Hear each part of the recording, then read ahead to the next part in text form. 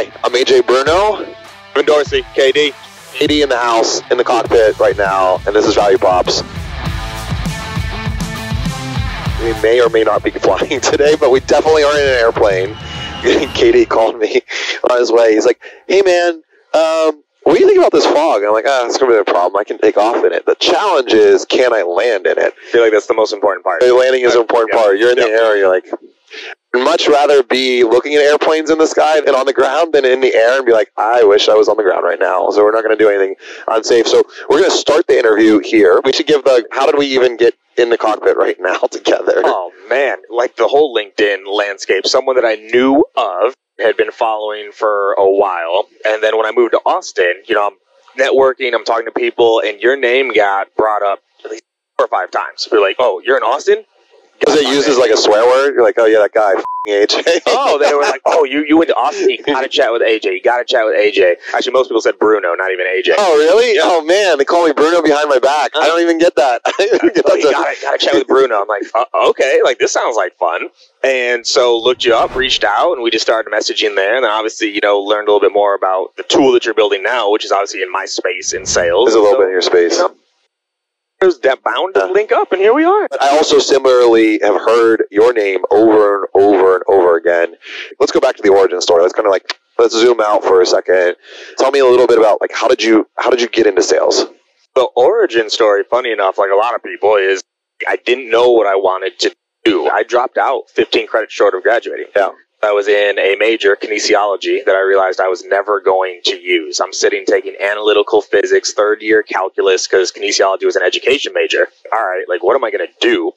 And something I noticed when I was looking at jobs was there were always sales jobs. Always sales jobs.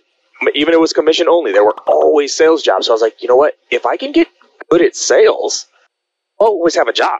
I'm a hard worker, right? Even if I'm not good, I can always go get a job. And so that's what actually got me into sales. But then I sold a bunch of really stupid things early on in my career in college. And then when I moved, I did multi-level marketing, supplements, did knockoff Cutco knives, right? So not even the real Cutco knives, they were called blades with a Z. And, where were you selling those? At Madison, Wisconsin, door to door as a young black man selling blades. At least I know patterns, but clearly I wasn't very smart because no one was going to buy those from me. I think I sold 1 set the entire summer. Was that to your family member or something? No, it wasn't even to me and my family didn't buy them from me. Look, we got Cutco over here. Yeah, we already have the real knives. We don't need blades. So that's honestly, what got me in. And then I got a mentor when I moved back out to LA doing personal training sales. And that's really when I actually started to learn about selling. And that's kind of where my career started. The cool thing that I've seen, and I'm sure you've seen it too, the career has just evolved and changed. And technology has been a massive motivator of that and how we interact with people. I think that's what's actually gotten fascinating. You talked about LinkedIn, and I think we both have found your voice on LinkedIn very, very strong. I've dabbled in the arts sometimes. Social's not my thing, but I enjoy that community aspect of it, right? You enjoy having those connections and with those people, and at the end of the day, that's what sales is, right? It is, and it's also such an underutilized thing for people coming up. I think we were coming up in the game about the same time. There wasn't a LinkedIn. There were no thought leaders, right? You had the Gittimers and the Tracys and the Zigglers, right? You read on that stuff. Yeah, Zigglers. There wasn't people actually teaching. You had Jigsaw for you remember Jigsaw? Yes. And you literal phone books, literally plug in the call recorder. Yeah, right? RCA. I got mine at Radio Shack. Okay, yeah. I literally went to Radio Shack in 2009, and I'm like, I'm going to go call coach, call record, and I plugged it in. Oh, my God. I have a picture of my eldest daughter sitting at my desk. This was 7 years ago now, which also, too, how far things have come even in 7 years. But, she's at my desk, and you can see my computer, and you can see the landline. Yes, that's a real thing, landline, and the plug-in for the recording right there. And so, LinkedIn as a community is also amazing. I wouldn't be here with you right now if it weren't for exactly. LinkedIn. I wouldn't have had a way to reach out. There wouldn't have been a way to do it. And you go back to those days where you're plugging in the recorder and you're doing that call coaching with a rep, and you see those instantaneous changes and results, and the way that was the tie. I never got a personal tie to closing massive deals. First off, I couldn't close massive deals, so there's that issue. So I enjoyed watching people grow and just become a better version of themselves. I talk about this with my team a lot. Like, the close to me is actually the least exciting part of the sale. I like the seduction. I like knowing that I'm setting up this question here, and I like to know that I have you sold here 10 minutes before I'm asking for the meeting. Like, that process of selling and psychology and influence, that's the fun part to me. This was actually a couple of years ago now. I was on a call with a sales rep, and we were getting into pricing. And two of my managers and one of my rep were walking by the office. I put my phone on mute real quick, and I like waved them in. I was like, hey, watch what's about to happen here. They're going to give me the price. Watch what I do. And I said, all right, so for your team, it's going to be XYZ per seat. All I said was, oh, you did. What do you think that sales rep did? Well, he started talking, but you had it muted, so he didn't. Well, yeah, I was quiet. He, right, was like, oh, but I'm sure there's things that we could figure out to work through and come through. He's just figuring out. Just let him talk. Let him talk. Let him talk. Let him talk. I was like, are you watching? All I said was, oh. I didn't say bad. I didn't say good. I said, oh. And then you unmuted and said, mute. That just be right. You got like 5 sound effects. You hit him with the oh, the and then if you can, you hit him with the sizzle, the. Ooh, sheesh. Ooh, yeah, and then I just knocked off 30% of that deal. I didn't have to say anything, right? It's like, ask for the deal, y'all, and shut up. If it's worth it to them and you did a great job in the process, close is the easiest part. It's getting someone ready to close that is the hard part, and that's where you have to focus more. But it's all not roses, right? Like, sales will humble you. It'll kick your ass, man. It kicks your so many times. Funny enough, I posted about this a year ago, like sales fails. Like things that I have just totally messed up, right? Like sending a contract with an extra 0. Yeah. That was a big failure of mine, right? Like my first few jobs that I just talked about, I was awful at. This is a phenomenal career. It's amazing. There's no other career I can think of that would allow someone like myself, a young black male without a degree, to be sitting in a goddamn airplane right now. It would be better if we were flying there. It would be. So what would you say for someone, okay, they're like, it's cool, they're in an airplane, we can talk about all this stuff, but to anyone out there that's like younger and just like hungry to figure it out, where do they start? What they should do? I mean, take your career seriously. Right? So there's so many resources out there. There are books, there are courses, there are thought leaders that you can go follow, right? Like, just one, seek out the knowledge. Most sales reps still don't actually go out and learn their craft, right? Like, we're in an airplane. All the training you had to do for this, all the certifications, all the passing of the test just to be able to do this. Yeah. Most salespeople put more time into their high school sport or hobby than they do to their career. Yeah. If you played high school basketball, you were practicing 8 to 12 hours a week for years. Funny enough, a lot of salespeople reject coaching.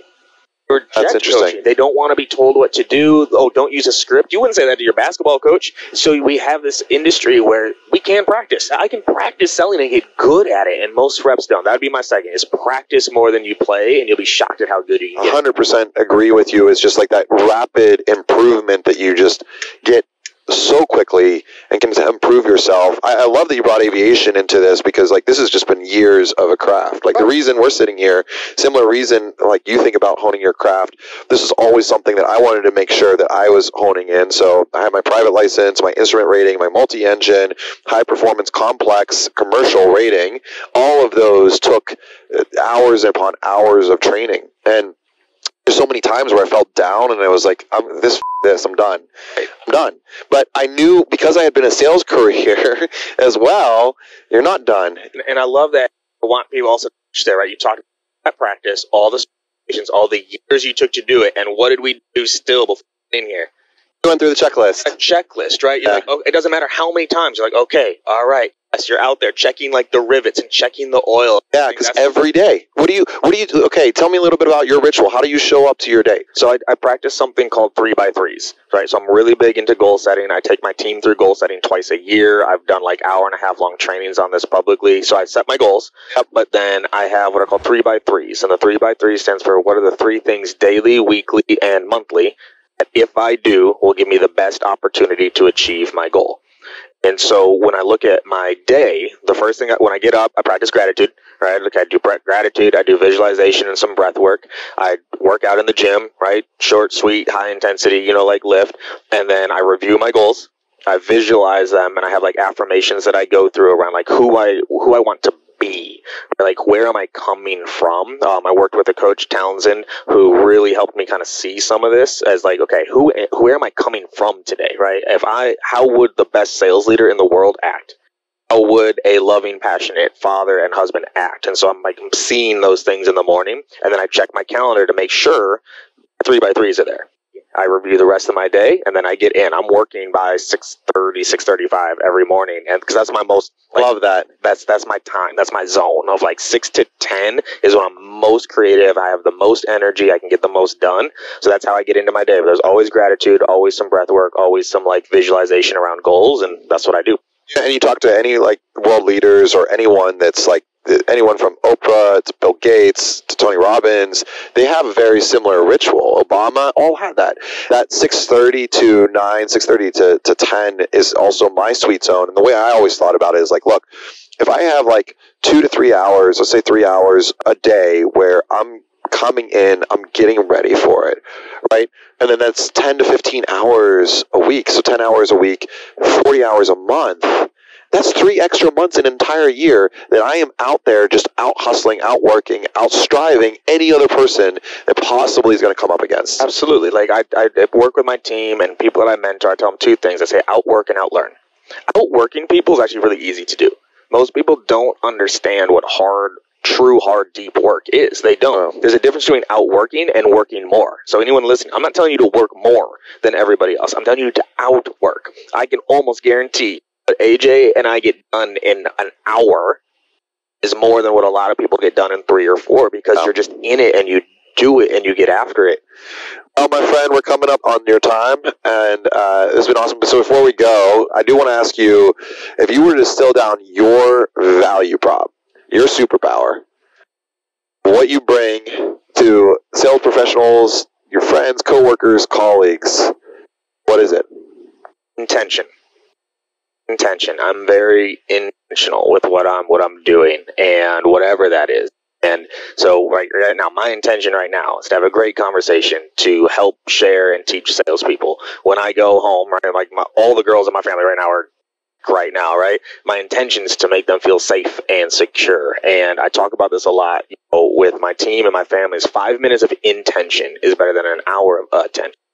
Right? And like setting that intention of how you're working, how you're living, how you're treating people. I would say intention is my superpower, and I'm trying to share what I've learned across all the mistakes that I've made of like you learn and you share. So I'd say that's intention, and then like I think positive pattern recognition seems to be working. Do more of it, right? I don't just chase what's broken. I also chase what's going well and find ways to make it repeatable for other people. Absolutely love that. No one has said that as their superpower on this, and being intentional. I absolutely love it. Well, KD, this has been a great episode. We will take off in the plane next time. And we're going to go get some barbecue at Llano at Cooper's. That I owe you 100%. And really enjoyed looking at all the planes out here. This guy's like, what are we doing? This was fun. Like I love learning, and so I love to know how things work. So this is really cool to see how it works, the process you have to go through, and I love a good checklist. So I love a good checklist. All right, we're gonna shut down because these guys are looking at us. All right. Like, what are you doing?